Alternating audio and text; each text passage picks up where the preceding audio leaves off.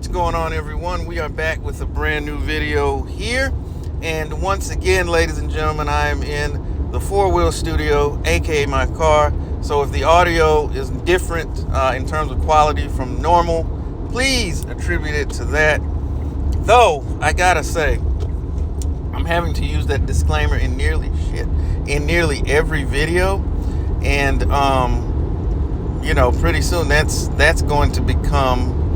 I'm gonna have to start saying that when I get back to my typical setup, because I'm never in front of it anymore. But be that as it may, I digress. So I came across this bit of video from Jaylen Brown. Well, no. I'm sorry. It was from Rashad McCants, co-host of Gil's Arena, former NBA player, so on and so forth, talking about the Jaylen Brown situation. What situation? For those of you who are not familiar, allow me to provide a tiny bit of exposition to bring you up to speed. So, obviously, Jaylen Brown, Finals MVP, perennial All-Star, all-around hooper, right? Baller. So, when Kawhi Leonard left the team, was removed from the team, depending on who you hear it from.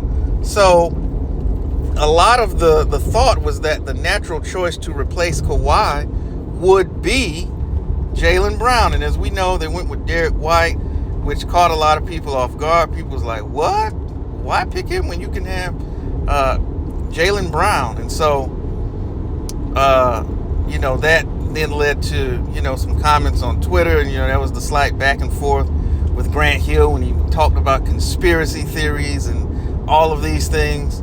And so that brings me to finding this audio from Rashad McCants, though one who has a lot of wild things to say at times. You know what? I'm not going to talk anymore.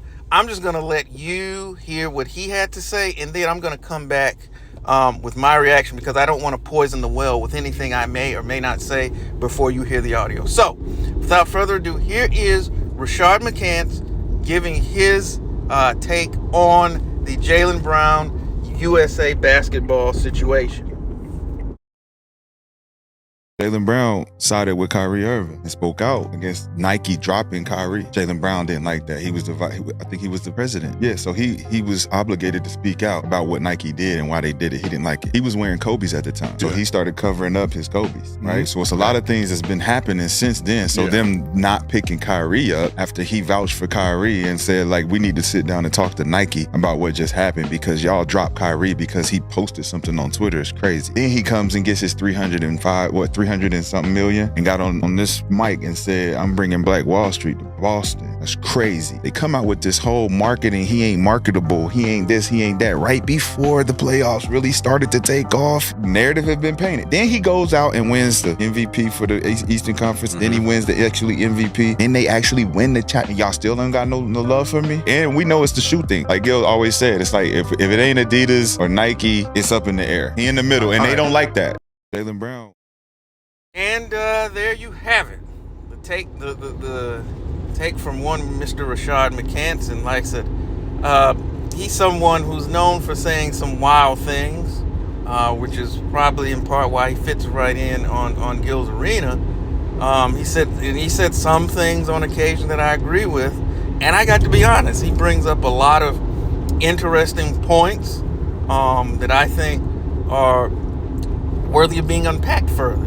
He talks about the whole Kyrie Irving situation, because if you remember, and I've talked about it a little bit on here, we did an extensive piece on it at my website, sneakershoptalk.com, the link to which will be in the description of this video.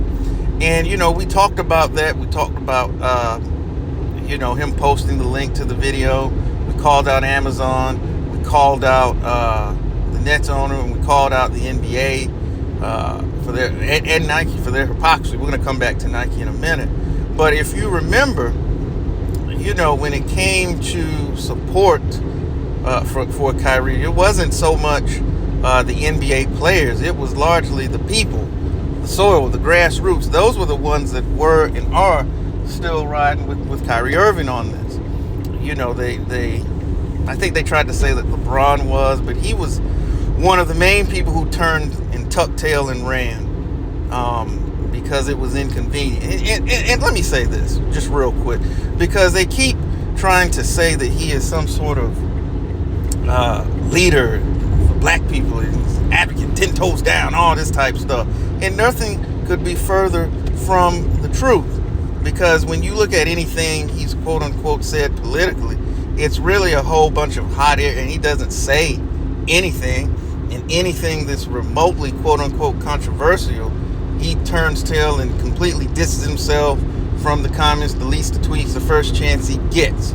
So that's, he's not some sort of leader. And here's the thing that I've been saying about that for years. When it comes to our people, to black people, any so-called person that they try to prop up or tout as some leader, and when I say they, I'm talking about the media and that machine, as a leader is never the case, because they're not someone that came from the grassroots, that came from the soil. It's somebody that was picked and selected at the highest levels, and it's someone who we didn't have any part in creating, we typically don't rock with, and that's really the case here. But Jaylen Brown was one of the few people who stood in solidarity with Kyrie Irving. There weren't many. He was one of the absolute few that did. And he brought up, how he called out Nike, which I talked about in another video. He was not, Enes Kanter did for his own reasons, but he did as well.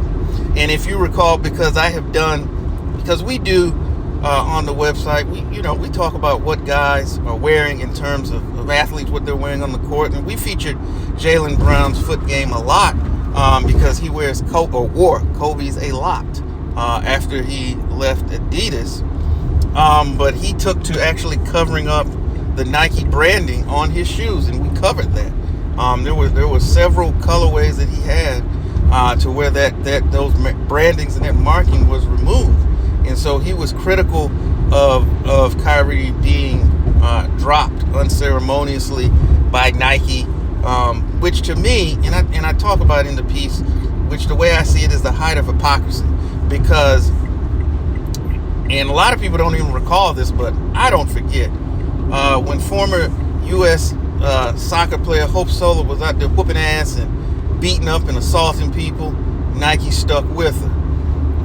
They have not done anything to distance themselves from Brett Favre and what's going on with them. This is the same company, mind you, that refused to pay Allison Felix her contract and endorsement money. Why? Because she got pregnant. But when it comes to Kyrie Irving, they drop him, without hardly a second thought. And so he called them out, and rightfully so. And then he brought up again where, he signed what was then the biggest contract in the NBA history, not sub, but a beyond $300 million deal. I believe it was 305. I forget how many years, but it was a whole heap of money. And if you will recall, he talked about at the press conference that he was going to use that money to rebuild Black Wall Street. Okay, and anytime you have a person of stature, of note, who starts talking about openly about black empowerment, who's not out there cooning and buffooning, that represents a threat to the status quo and the power structure, and that makes the wrong people uncomfortable. And so then he goes on to talk about that's when the whole he's unmarketable movement, things of that nature, which I don't really see what has to do with what you can do on the court. And that whole situation with him. And so when you actually kind of look at what he says, I think there's a high deal of credence with what he had to say, and how all that made people at USA Basketball rather uncomfortable to have somebody who is 10 toes down for black people. And that makes, like I said, a lot of people uncomfortable. So we're just going to leave him off, just have a lot of people on the team. And this is no knock on them for that standpoint, because personally, I don't necessarily look for my athletes, or not I'd say my athletes, but athletes who look like me to be political leaders. I don't. It's nice, if they decide to lend their voice or their platform to help. That's always a bonus. But they've got a lot of people who aren't going to rock the proverbial boat. And so, while they are talented as well, they decided to pick people who voices are a lot more reserved in matters of importance in that arena. So there you go. But I look at it. I found his comments to be insightful, to be interesting. I think it's something that a lot of us have had conversations, perhaps not online, but offline, and echoed some of these same sentiments, because it didn't make sense initially to have a guy who's coming off, finals MVP, perennial all-star, who plays consistently at an all-NBA level, and you leave him off. It wasn't even in the running or something. And to be snubbed like that, if people want to be as upset that people were about Caitlin Clark, and I'm using air quotes, being snubbed from the Olympic team, not having Jaylen Brown on there was far bigger, because at least Jaylen Brown has won. Obviously, he's the best player on a championship-winning team. He has been an all-star, an all-NBA caliber player for a few seasons now. So he's put in the work and he's built the resume. He's building a Hall of Fame resume right now. And, for him to just be unceremoniously left off the team, it's got to be more than basketball. It can't be talent, okay? Because if you're all NBA, then you are one of, at least perceived, the 15 best players in the NBA, aka the world. So, yeah, as wild as Rashad McCants can be on a lot of things, I think what he says is there's a lot of legs to it. I really think that. And I really think that this, and I'm going to say combined with the how Jason Tatum and to a lesser degree Tyrese Halliburton has been treated, I don't think USA Basketball has done themselves any favors. Ticket TV did a wonderful live about that earlier this morning. I definitely recommend you going and giving that a listen, because he really breaks it down. Why USA Basketball may find themselves in a conundrum going forward based on their current actions. And I really agree with a lot of what that brother had to say. But what do you think, because I don't want the video to run too long, about the comments of one Mr. Rashad McCants about Jaylen Brown not being a part of the men's national team? I was about to end the video, but there was one more thing that I had to talk about that Rashad McCants said, and that is the fact that Jaylen Brown played in the Big Three. If you will recall, he did make an appearance in the Big Three last season, and if you've ever paid attention to what Ice Cube has said in terms of relations with the NBA, he has said it in no uncertain terms that the NBA has tried to sabotage the Big Three. And I watched the Big Three. I enjoy it greatly. There's a number of guys that I would like to see take part in the Big Three at some point. If you'd like me to do a video or an article on it, just let me know in the comment section.